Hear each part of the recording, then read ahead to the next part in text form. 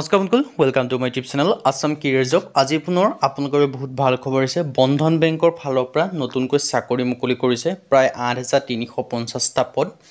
নিজৰ জিলাতে চাকৰিসমূহ লাভ কৰাৰ সুযোগ আহিছে। 10 পাছ হওক, 12 পাছ হওক, ডিগ্ৰী পাছ হওক, সকলোৱে আবেদনসমূহ কৰি ল'ব পাৰিব।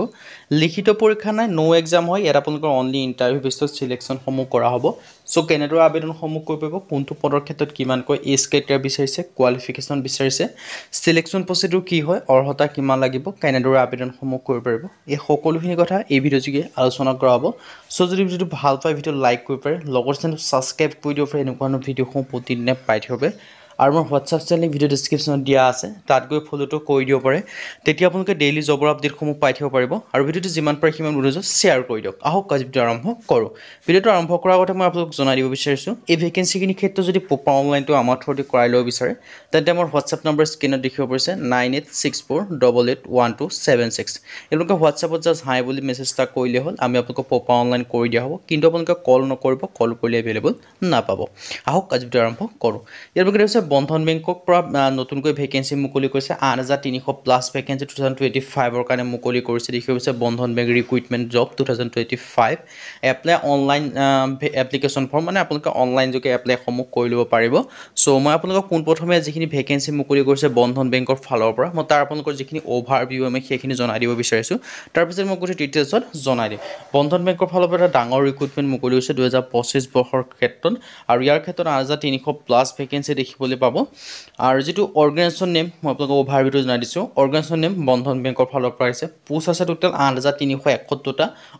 কোৱালিফিকেশ্যন আছে 10 পাছ, 12 পাছ, গ্ৰেজুৱেশ্যন, মানে 10 পাছৰ কাৰণে বেলেগ ভেকেঞ্চি দেখিবলৈ পাব, 12 পাছৰ কাৰণে বেলেগ ভেকেঞ্চি দেখিবলৈ পাব। আৰু লগতে আপোনালোকে যদি গ্ৰেজুৱেশ্যন পাছ কৰিছে তেতিয়াও আপোনালোকে বেলেগ ভেকেঞ্চি দেখিবলৈ পাব। আৰু ছিলেকশ্যন প্ৰচেছটো আপোনালোকে দেখিব পাৰিছে ইণ্টাৰভিউ আৰু ডকুমেণ্টছ ভেৰিফিকেশ্যন, এই দুটা মাধ্যমেৰে আপোনালোকক ছিলেকশ্যনসমূহ কৰা হ'ব। আৰু অনলাইন এপ্লাইটো হৈছে 5 অক্টোবৰৰ পৰা আবেদনসমূহ ষ্টাৰ্ট হৈছে। আৰু লাষ্ট ডেটটো যদি ক'বলৈ যাওঁ 22 নৱেম্বৰ 2025, মানে আপোনালোকৰ 22 নৱেম্বৰ 2025 ইয়াৰ কাৰণে লাষ্ট ডেট হয়। চ' তাৰ আগতে আপোনালোকে আবেদনসমূহ কৰি ল'ব লাগিব, তেতিয়া আপোনালোকে আবেদনসমূহ কৰি ল'ব পাৰে। আৰু ইয়াৰ যি টোটেল ভেকেঞ্চিৰ কথা ক'লোৱে 8,300+ ভেকেঞ্চি দেখিবলৈ পাব। কাষ্টমাৰ কেয়াৰ এক্সিকিউটিভৰ ভেকেঞ্চি আছে, ছেলছ মেনেজাৰৰ ভেকেঞ্চি আছে, এনেকৈ আপোনালোকে বহুখিনি ভেকেঞ্চি দেখিবলৈ পাব।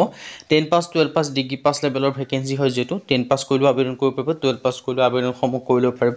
আৰু ডিগ্ৰী পাছ কৰিলেও আপোনালোকে ভেকেঞ্চিখিনিৰ ক্ষেত্ৰত আবেদনসমূহ কৰি ল'ব পাৰে। ডিটেইলছখিনি আপোনালোকে দেখিব পাৰিছে ক্লাষ্টাৰ হেডৰ ভেকেঞ্চি আছে, এক্সিকিউটিভ এছিষ্টেণ্টৰ ভেকেঞ্চি আছে, লোন অফিচাৰৰ ভেকেঞ্চি আছে, ব্ৰাঞ্চ বেংকিং অফিচাৰৰ ভেকেঞ্চিও আছে। মানে ইয়াত আপোনালোকে প্ৰতিটো কোৱালিফিকেশ্যন অনুযায়ী বেলেগ বেলেগ ধৰণৰ ভেকেঞ্চি দেখিবলৈ পাব। চ' আপোনালোকে যিটোতে এলিজিবল হ'ব, যিটোতে আপোনালোকে ইণ্টাৰেষ্টেড হ'ব, সেইটোতে আপোনালোকে আবেদনসমূহ কৰি ল'ব পাৰিব।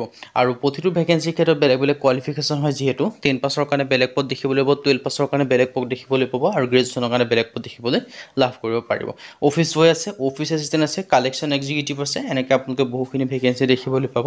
যিটো অফিচ বয় হয় তাৰ কাৰণে আপোনালোকৰ মিনিমাম 10 পাছ কৰিলে হ'ল। বাকী যিটো কালেকশ্যন এক্সিকিউটিভ তাৰ কাৰণে বেলেগ কোৱালিফিকেশ্যন হয়। ডুৱৰ বেংকিং অফিচাৰৰ ভেকেঞ্চিও দেখিবলৈ পাব, বেংক ক্লাৰ্কৰ ভেকেঞ্চি দেখিবলৈ পাব, ডাটা এনালাইচিছৰ ভেকেঞ্চিও দেখিবলৈ পাব, বিজনেছ মেনেজাৰৰ ভেকেঞ্চিও দেখিবলৈ পাব, ফোন বেংকিং অফিচাৰৰ ভেকেঞ্চিও দেখিবলৈ পাব, আৰু এছিষ্টেণ্ট বেংকিং এনেকুৱা ধৰণৰ ভেকেঞ্চিও আপোনালোকে দেখিবলৈ পাব।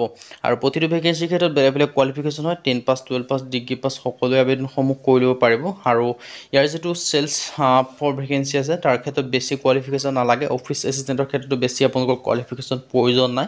চ' যিটোতে আপোনালোকে ইলিজিবল হ'ব সেইটোতে আপোনালোকে আবেদনসমূহ কৰি ল'ব পাৰে। এছিষ্টেণ্ট মেনেজাৰৰ পৰা আদি কৰি সকলো ধৰণৰ ভেকেঞ্চি দেখিবলৈ পাব। আৰু এজ লিমিট যদি ক'বলৈ যাওঁ 18 পৰা 40 বছৰ বয়সৰ সকলো কেন্দ্ৰীয় ভেকেঞ্চিখিনিৰ ক্ষেত্ৰত আবেদনসমূহ কৰি ল'ব পাৰে।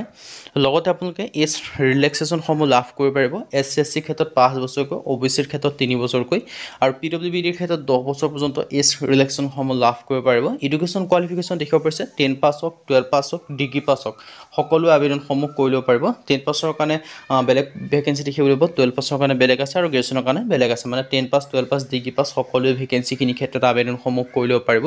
আৰু এজ ৰিলেক্সেশ্যনটোৰ কথা মই ক'লোৱে, SC/SC ক্ষেত্ৰত 5 বছৰকৈ, OBCৰ ক্ষেত্ৰত 3 বছৰকৈ, আৰু PWBDৰ ক্ষেত্ৰত 10 বছৰ পৰ্যন্ত এজ ৰিলেক্সেশ্যনসমূহ লাভ কৰিব পাৰিব। ডিটেইলছখিনি আপোনালোকে ধুনীয়াকৈ দেখিব পাৰিছে। চ' আপোনালোকৰ এটা ভাল সুখবৰ, এটা ভাল সুযোগ আহিছে।